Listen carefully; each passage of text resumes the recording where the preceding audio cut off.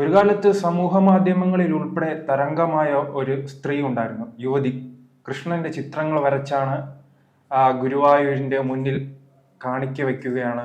പിന്നെ സമൂഹ മാധ്യമങ്ങളിലൂടെ എല്ലാം വലിയ തരംഗമായിരുന്നു. നല്ല ഭംഗിയുള്ള ചിത്രങ്ങളാണ്. പക്ഷെ തന്റെ പക്ഷെ ഒരു കാര്യം പറയാൻ വിട്ടുപോയി, മുസ്ലിം യുവതി. അതെ, മുസ്ലിം മാർക്കറ്റ് ചെയ്തു. അതെ, വളരെ വലിയ മാർക്കറ്റ് ചെയ്ത് വലിയ രീതിയിൽ തന്നെ ഇത് കച്ചവടം നടന്നുപോയി. അതിനെതിരെ അത് ഒരു നിഗൂഢമായിരുന്നു ആ സ്ത്രീയുടെ കഥ. അതിനെതിരെ ആദ്യം വാർത്ത നൽകിയത് അറിയില്ലായിരുന്നു. കാരണം നമ്മളെല്ലാം വിശ്വസിക്കുന്ന ഒരു മുസ്ലിം വിഭാഗത്തിൽ നിന്നും ഒരു യുവതി, കൃഷ്ണനെ സ്നേഹിക്കുന്ന യുവതി വരികയാണ്, ചിത്രങ്ങൾ വരയ്ക്കുകയാണ്, പിന്നെ ഈ BJP നേതാക്കളുമായെല്ലാം വളരെ ബന്ധം സ്ഥാപിക്കുന്നു, സാധാരണ കാര്യാലയത്തിൽ കയറുന്നു. അത്തരത്തിൽ നാം തന്നെ ആ ചിത്രങ്ങൾ നല്ല ഭംഗിയുണ്ട്, അത് എന്തായാലും. പക്ഷെ ആ സ്ത്രീക്ക് നിഗൂഢത പലതും ഉണ്ടായിരുന്നു, പല വിവാദങ്ങളും ഉണ്ടായിരുന്നു. അതിനെതിരെ ആദ്യം വാർത്ത കൊടുത്തത് ധനുഷേട്ടനാണ്. ഇപ്പോൾ എന്താണ് ആ സ്ത്രീയുടെ സ്ഥിതി എന്താണ് ഇപ്പോൾ?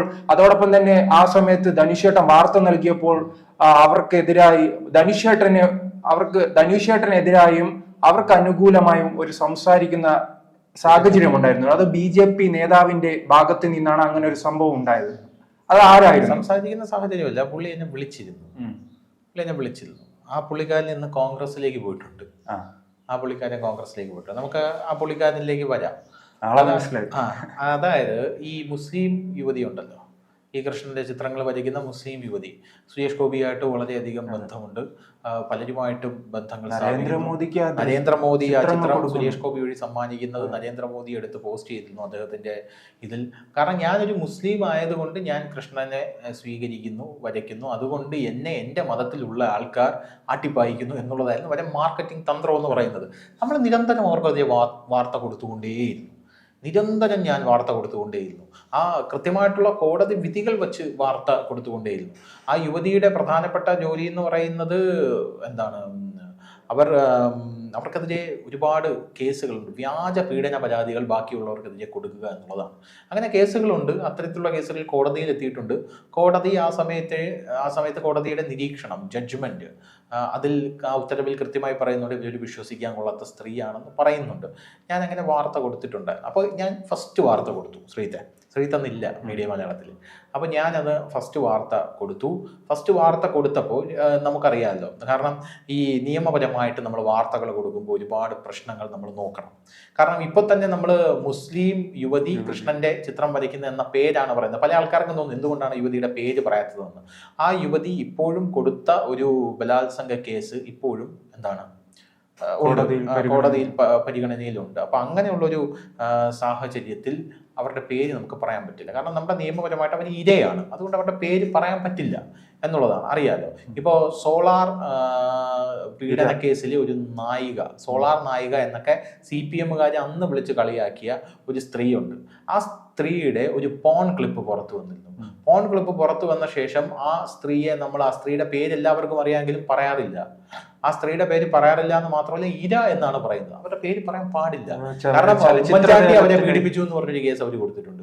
ചലച്ചിത്ര താരത്തിന്റെ ഒരു മലയാളത്തിൽ നമ്മൾ പേര് പറയാൻ പാടില്ല എന്നുള്ളതാണ്. നടിയെ ആക്രമിക്കപ്പെട്ട കേസിൽ ആക്രമിക്കപ്പെട്ട നടി എന്നേ പറയാറുള്ളൂ. അപ്പോൾ അത് നിയമപരമായിട്ട് അത് പറയാൻ പാടില്ലാത്തത് കൊണ്ടാണ്. അപ്പോൾ അതുകൊണ്ടാണ് നമ്മൾ ഇവിടെയും പറയാത്തത്. പക്ഷെ വൺസ് ഈ കേസ് സെറ്റിലായി കഴിഞ്ഞാൽ നമുക്ക് ഇവിടെ പേര് പറയാം. അപ്പോൾ അങ്ങനെ ഇരിക്കുന്ന ഒരു സാഹചര്യത്തിൽ അവരുടെ കൃത്യമായിട്ടുള്ള വാർത്തകൾ വെച്ചിട്ട് ഞാൻ ആ വാർത്ത കൊടുക്കുന്നു. ഞാൻ ആ വാർത്ത കൊടുത്തു കഴിഞ്ഞ ശേഷം ആ വാർത്ത കണ്ട ആൾക്കാരെന്ന് പറഞ്ഞാൽ എനിക്ക് തോന്നുന്നു ആ വാർത്ത ഏകദേശം 1 മില്യൺ വ്യൂസിനോട് അടുപ്പിച്ച് നമ്മുടെ മീഡിയ മലയാളത്തിൽ തന്നെ കയറി. ആ വാർത്ത വെച്ച് ധാരാളം ആൾക്കാർ വാർത്തകൾ ചെയ്തു തുടങ്ങി. അതിനുശേഷം ഈ യുവതി വളരെ വലിയ പരിഭ്രാന്തിയിലായിട്ട് ഈ യുവതി എന്ത് ചെയ്തു? ഈ യുവതി ഒരു ആത്മഹത്യ നാടകം ചെയ്തു. അത് സ്വാഭാവികമായിട്ട് എനിക്ക് അറിയാമായിരുന്നു, അടുത്ത സംഭവിക്കാൻ പോകുന്നത് ഇത് തന്നെയായിരിക്കും എന്ന് എനിക്ക് അറിയാമായിരുന്നു. ഈ യുവതിയാണെങ്കിൽ ആത്മഹത്യാ നാടകം നടത്തി ആശുപത്രിയിലായിരുന്നു. അപ്പോൾ അവിടെ നിന്ന് എനിക്ക് കൃത്യമായിട്ടുള്ള വിവരങ്ങൾ കിട്ടുന്നുണ്ടായിരുന്നു. അവിടെ നിന്നുള്ള പല ആൾക്കാരും എന്നെ വിളിച്ച് പറയുന്നുണ്ട്, ഒന്നുമില്ല, ഇത് ഈ ആത്മഹത്യ ചെയ്യുക എന്ന് പറഞ്ഞാൽ ഞാൻ പലപ്പോഴും പറയുന്ന പോലെ, ഇപ്പോൾ ശ്രീത്തിന് ഒരു ആത്മഹത്യാ നാടകം കളിക്കണമെങ്കിൽ 2 പാരസെറ്റമോൾ എടുത്ത് കഴിക്കുക, എന്നിട്ട് നേരെ ആശുപത്രിയിൽ പോയിട്ട് ഞാൻ ഇത്ര ഗുളിക കഴിച്ചിട്ടുണ്ടെന്ന് പറയും. അപ്പം ഡോക്ടർ പറയും എത്ര എണ്ണം കഴിച്ചിട്ടിരിക്കും. അപ്പോൾ ശ്രീ പറയും ഓർമ്മയില്ലെന്ന് പറയും. അങ്ങനെയാണെങ്കിൽ ഒരു കാര്യം ചെയ്തു, ഇയാളെ വയറൊന്ന് കഴിവ്, ബ്ലഡ് ഒന്ന് ടെസ്റ്റ് ചെയ്യാൻ കൊടുത്തു, 24 മണിക്കൂർ ഒന്ന് ഒബ്സർവേഷൻ ഇട്ടേക്കും, അത്രയേ ഉള്ളൂ. പക്ഷെ പുറത്ത് പറയുമ്പോ എന്താ ഗുരുതരാവസ്ഥയിൽ എന്നല്ലേ നമ്മൾ പറയത്തുള്ളൂ. ആത്മഹത്യാ ശ്രമം ശ്രീജിത്ത് ഗുരുതരാവസ്ഥയിൽ എന്ന് പറയും. അപ്പൊ അത്രയേ ഉള്ളൂ. അവിടെ നമ്മൾ കൂളായിട്ട് ചില്ല് ചെയ്ത് കിടക്കുകയാണ്. അങ്ങനെ ഒരു സെറ്റപ്പായി. ഇത് എന്റെ ഒരു സംശയം, ഇത് എങ്ങനെ ഈ കേരളത്തിലെ ജനങ്ങളെ ഒന്നടങ്കം പറ്റിക്കാൻ എങ്ങനെ സാധിച്ചു? കേരളത്തിലെ ജനങ്ങളെ ഒന്നടങ്കം പറ്റിക്കാനായിട്ട് സാധിച്ചതിന്റെ പിന്നിൽ എന്താണ് എന്നുള്ളത് എന്താണ്, അത് പറ്റിക്കപ്പെട്ടതല്ല കേരളത്തിലെ ജനങ്ങൾ. അത് ഗുരുവായൂരപ്പനോടുള്ള അവരുടെ ഭക്തിയാണ്.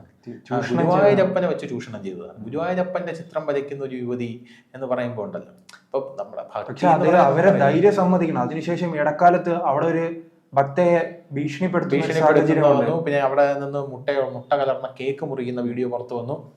അങ്ങനെ ഒരുപാട് കാര്യങ്ങളുണ്ട്.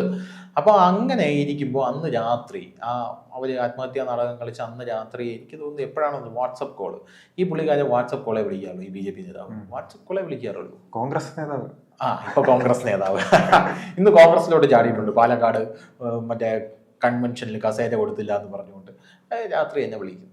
ബലിദാനികളെല്ലാം വെച്ചാണ് സംസാരം.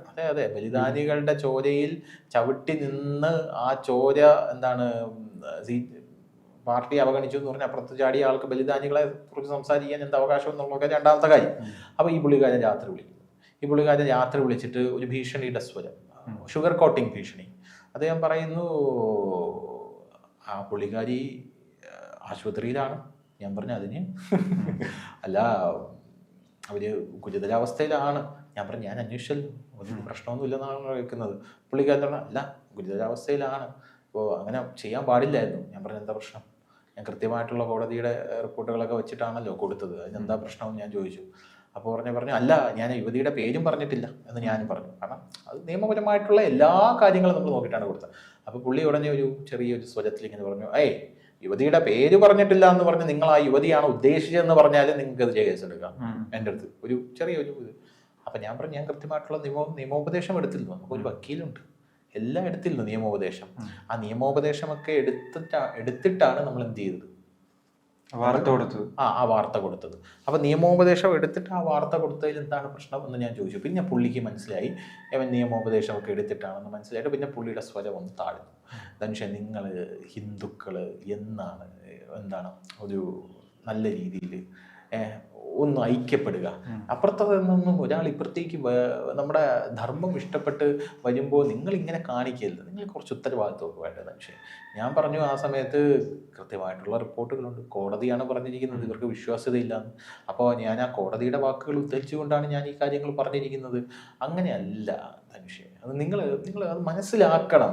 അപ്പം ഞാനിങ്ങനെ മനസ്സിൽ വിചാരിക്കുകയാണ് ഈ പുള്ളിക്കാരന് എന്താണ് ഈ കൃഷ്ണഭക്തയുടെ കാര്യത്തിൽ ഇത്രയും താല്പര്യമെന്ന് ഞാനിങ്ങനെ ആലോചിക്കുകയാണ്. അപ്പോൾ പിന്നീട് പുള്ളിക്കാരൻ്റെ സംസാര രീതി കണ്ടപ്പോൾ എനിക്ക് പേഴ്സണലി തോന്നിയത് ഇനി എൻ്റെ കയ്യിൽ എന്തൊക്കെ ആ പുള്ളിക്കാരിയെക്കുറിച്ചുള്ള തെളിവുകളുണ്ട് എന്ന്, ഞാൻ എന്തൊക്കെ കളക്ട് ചെയ്തിട്ടുണ്ട് എന്ന് പുള്ളിക്കാരന് അറിയണം. അപ്പോൾ ഇനി എന്തൊക്കെ ഉള്ളത്, എന്താ ധനുഷിൻ്റെ എന്താ ഉള്ളത്? ഞാൻ പറഞ്ഞു എൻ്റെ കയ്യിലുള്ളതൊക്കെ ഞാൻ അയച്ചു തരാം ചേട്ടാ എന്ന് ഞാൻ പറഞ്ഞു. അപ്പം ഞാൻ അയച്ചു തരാം എൻ്റെ കയ്യിലുള്ളതൊക്കെ, ചേട്ടൻ എന്താണ് കഷ്ടപ്പെടേണ്ട, ഞാൻ അയച്ചു തരാമെന്ന് പറഞ്ഞു. ഞാൻ ആ സമയം വരെ എടുത്ത സകല ഡാറ്റാസും റെക്കോർഡുകളും എല്ലാം ഞാൻ പുള്ളിക്ക് ആ സമയത്ത് ഞാൻ വാട്സപ്പിൽ അയച്ചു കൊടുക്കുകയാണ് ഉണ്ടായത്. ആ സമയത്ത് ഞാൻ വാട്സപ്പിലാണ് അയച്ചു കൊടുത്തതെന്ന് എനിക്ക് തോന്നുന്നു. ഞാൻ അയച്ചു കൊടുത്തിട്ടുണ്ടായിരുന്നു എന്നാണ് എൻ്റെ ഓർമ്മ. നോക്കട്ടെ, പുള്ളിക്കാരൻ അത് കണ്ടിട്ട് എന്നോട് റെസ്പോണ്ട്, അതെ കണ്ടോ, വാട്സപ്പിൽ ഞാൻ അദ്ദേഹത്തിന് അതൊക്കെ അയച്ചു. ഇത് എന്നാ ഡേറ്റ് എന്നറിയാമോ? 13 ജൂലൈ 2024 അദ്ദേഹം രാത്രി 12:18 അദ്ദേഹം വിളിച്ചിട്ടുണ്ട്. അപ്പോൾ അതാണ് ഞാൻ വാട്സപ്പിൽ കാര്യങ്ങളൊക്കെ അദ്ദേഹത്തിന് അയച്ചു കൊടുത്തു. ഉറക്കമില്ലാതെ വിളിക്കുകയാണ്. ഉറക്കമില്ലാതെ വിളിക്കണം, ബാക്കിയുള്ളവർ ഉറങ്ങാനും സമ്മതിക്കത്തില്ല. അപ്പോൾ ഞാൻ ആ സമയം കഴിഞ്ഞ് ഞാൻ കുറച്ച് കഴിഞ്ഞ് ഞാൻ ഇങ്ങനെ ആലോചിച്ചു. ആ വിഷയത്തിൽ എനിക്ക് 2-3 ദിവസം സൈബർ ആക്രമണമൊക്കെ ഉണ്ടായി. ഇപ്പൊ ട്വിറ്ററൊക്കെ തുറന്ന് നോക്കിക്കഴിഞ്ഞാൽ തുടക്കത്തിൽ അങ്ങനെയായിരുന്നു. ഞാൻ മുൻപ് സൂചിപ്പിച്ചതാണ്, ഈ വലിയ ജനങ്ങള് ഒരു പരിധിവരെ പറ്റിക്കപ്പെട്ടിട്ടുണ്ട്. അപ്പൊ ആദ്യമായി ന്യൂസ് കൊടുത്തവരൊക്കെ എല്ലാം ഇവർ എതിരായി വന്നു ജനങ്ങൾ. പിന്നീട് സത്യം മനസ്സിലാക്കി. അതെ, അപ്പൊ ഞാനിങ്ങനെ ആലോചിക്കുകയായിരുന്നു ഈ പുള്ളിക്കാരന് എന്താണ് ഇത്ര താല്പര്യം. ഇപ്പോഴും എനിക്കത് ദുരൂഹമാണ്, എനിക്കറിയില്ല എന്താണ് പുള്ളിക്കാരന് ഇത്ര. വേറെ ഒരു ബി ജെ പി കാര്യം ഇപ്പൊ ബി ജെ പിയുടെ സംസ്ഥാന പ്രസിഡന്റ് കെ സുരേന്ദ്രനോട് ഈ കാര്യം പറഞ്ഞപ്പോൾ അദ്ദേഹം പറഞ്ഞു എന്ന് പറഞ്ഞാൽ എനിക്ക് അറിയാൻ സാധിച്ചത്, അയ്യോ അവള് പണ്ടേ ഉടായിപ്പാണല്ലോ, ഇത് ഇപ്പോഴാണോ ഇവരൊക്കെ അറിയുന്നത് എന്നാൽ പുള്ളിക്കൊക്കെ അതിനെ കുറിച്ച് കൃത്യമായിട്ടുള്ള. ഈ സുരേഷ് ഗോപിയുമായി നല്ല ബന്ധം, സുരേഷ് ഗോപിയുമായിട്ട് നല്ല ബന്ധം എന്ന് പറഞ്ഞാൽ സുരേഷ് ഗോപി ആര് പോയാലും ബന്ധം സ്ഥാപിക്കുന്ന ഒരു മനുഷ്യനാണ്. സുരേഷ് ഗോപി കേന്ദ്രമന്ത്രിയായ ശേഷം കുറച്ചുകൂടെ വിജിലന്റ് ആവണം എന്നുള്ളത് കൊണ്ടുകൂടെയാണ് ഈ കൃഷ്ണഭക്തയുടെ മുഖം കൂടി നമ്മൾ വലിച്ചു കീറാനായിട്ട് തയ്യാറായത്. കാരണം നാളെ സുരേഷ് ഗോപിക്കെതിരെ ഒരു പീഡനാരോപണം കൊണ്ടുവന്നാൽ കേന്ദ്രമന്ത്രിയാണ്, ഏത് ലെവലിൽ കാര്യങ്ങൾ പോകുന്ന ആലോചിക്കണം. പിന്നെ ഗുരുവായൂരപ്പന്റെ അടുത്ത് പൂജിക്കുന്ന മേൽശാന്തി ആണെങ്കിൽ ഇങ്ങ് ഇറങ്ങി വരും. വേറൊരു ചർച്ചയുണ്ട്, ഇവർ ഭക്തയാണ് പക്ഷെ ഈ ഗുരുവായൂരപ്പനെ തൊഴുന്ന ഒരു ദൃശ്യം വന്നിട്ടില്ല, ഞാൻ കണ്ടിട്ടില്ല. ഗുരുവായൂരപ്പനെ ഇന്ന് വരെ തൊഴുന്ന അവിടെ ആ നടയിൽ നിൽക്കുന്നത് ഞാൻ കണ്ടിട്ടുണ്ട്, പക്ഷെ ആ ദൃശ്യങ്ങളൊന്നും തന്നെ ഞാൻ കണ്ടിട്ടില്ല. എന്തായാലും എല്ലാവരും അങ്ങനെ ചോദിക്കും, അങ്ങനെ ഒരു ഭക്തയാണെങ്കിൽ എന്തുകൊണ്ട് തൊഴുന്നില്ല. അതെ അതെ. അപ്പൊ എന്തായിരുന്നാലും ഈ കോൺഗ്രസിലേക്ക് അദ്ദേഹം BJP നേതാവായ അദ്ദേഹം പോയ സ്ഥിതിക്ക് എന്റെ മനസ്സിൽ ഈ രണ്ട് ചോദ്യങ്ങളൂടെ നിലനിൽപ്പുണ്ട്. എന്തിനായിരിക്കും അദ്ദേഹം ഒന്ന് വിളിച്ചത്? ചിലപ്പോൾ വെറുതെ വിളിച്ചതാവാം, പിന്നിൽ ഉദ്ദേശമൊന്നും കാണില്ലായിരിക്കും. നെഹ്റുവിന്റെ ചിത്രം വരയ്ക്കാൻ കൊടുക്കാം. അതെ അതെ. എന്തായാലും അദ്ദേഹത്തിന് എല്ലാ ആശംസയും ഞാൻ നേരുന്നു.